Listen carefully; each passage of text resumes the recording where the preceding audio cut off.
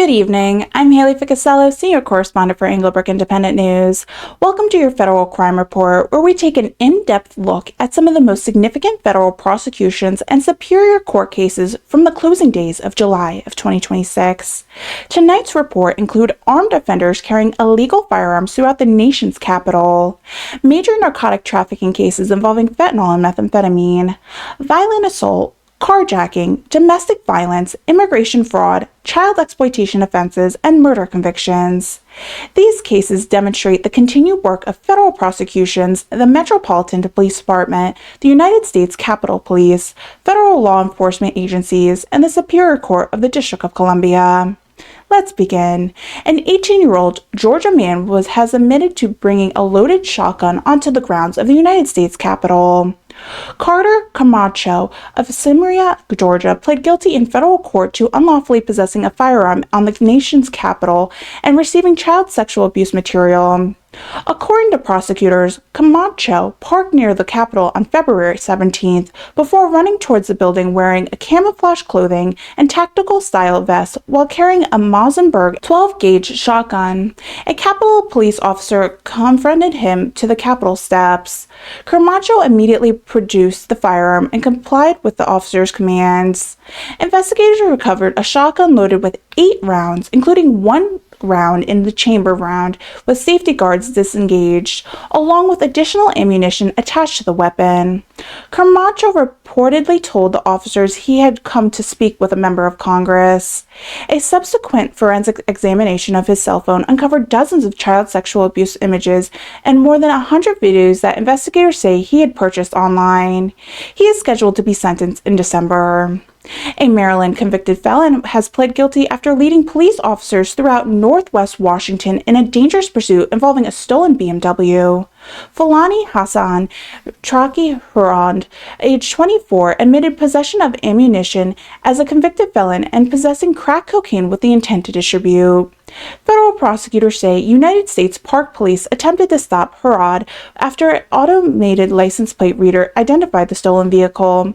Instead of stopping, investigators say Hurad sped through city streets, ignoring traffic signals, drove the wrong direction on roadways, struck parked vehicles, and eventually crashed.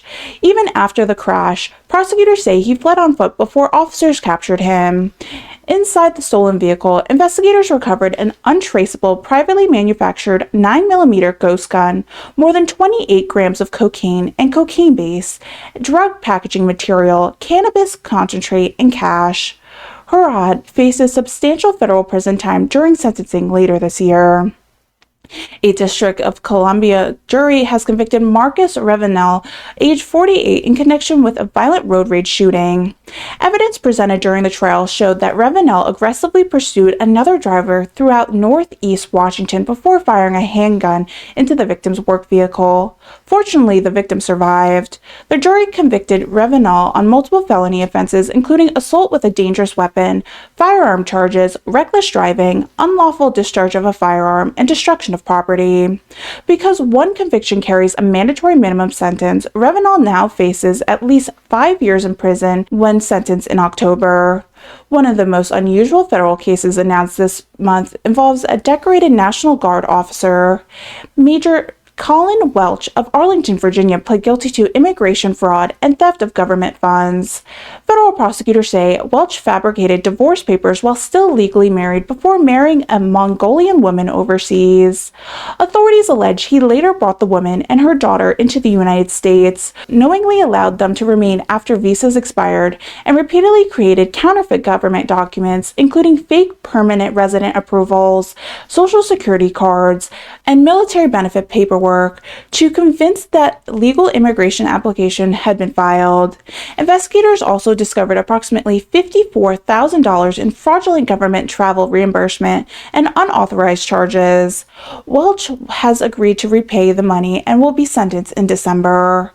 Federal prosecutors also secure the sentencing of Hugh Tong Vu, an illegal alien from Vietnam previously convicted of felony drug offenses. Vu received 5 years in federal prison sentence after investigators uncovered significant narcotics trafficking operation operating from the Georgetown Airbnb.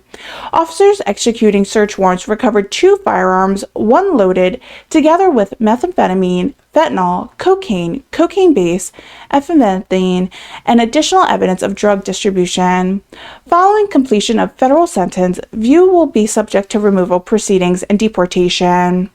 Federal prosecutors also announced multiple convictions involving repeat violent offenders unlawfully possessing firearms. Anton Gallining, previously convicted of armed robbery, was sentenced to 3 years in federal prison after officers responded to an attempted break-in, recovering a loaded .38 caliber pistol, ammunition, and magazine concealed inside a shoulder bag. Meanwhile, Samuel Falmenda, a convicted felon residing in Maryland, pled guilty after officers conducted a traffic stop, recovering a loaded Glock 19 equipped with 17-round magazine. Investigators also located marijuana, codeine syrup, scale, packaging material, and nearly $1,000 cash inside the vehicle. And in another firearm prosecution, Devon Boyd received 36 months in federal prison sentence after police recovered an untraceable Ghost AR-style pistol loaded with 29 rounds of ammunition.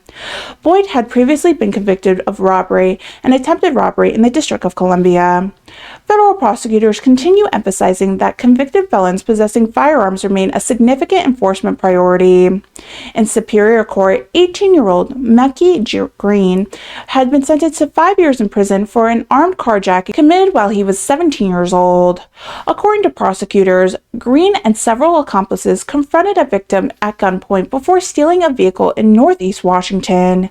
Police later recovered the stolen vehicle and discovered one firearm equipped with an illegal automatic conversion device capable of full automatic firearm.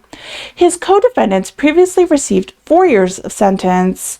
A Superior Court judge also imposed a 24-month sentence upon Johnny Gregory, who was convicted of violently assaulting and strangling his wife during a domestic dispute earlier this year.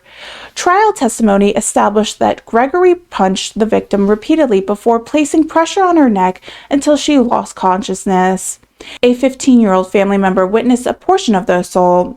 The judge imposed one of the highest sentencing available under the application sentencing guidelines. 17-year-old Maki Bridges has been sentenced to 12 years in prison, followed by a violent 2025 crime spree. According to prosecutors, Bridges participated in armed robberies, a carjacking, police pursuit involving stolen vehicle, and later assault following detainee while being held at the Department of Youth Rehabilitation Services.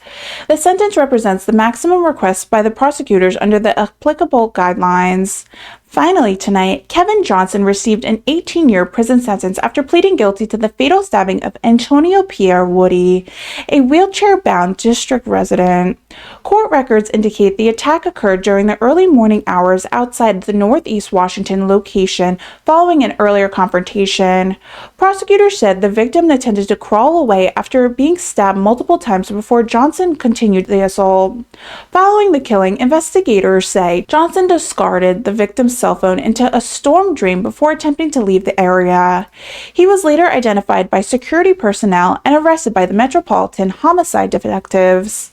The Superior Court imposed an 18-year prison sentence followed by 5 years of supervised release. These cases represent only a portion of the significant federal prosecution and Superior Court convictions announced during the final days of July.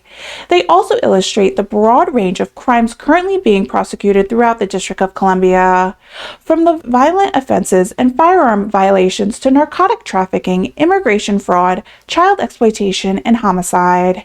Englebrook Independent News will continue monitoring these cases as defendants return to court for sentencing and additional federal prosecutions are announced.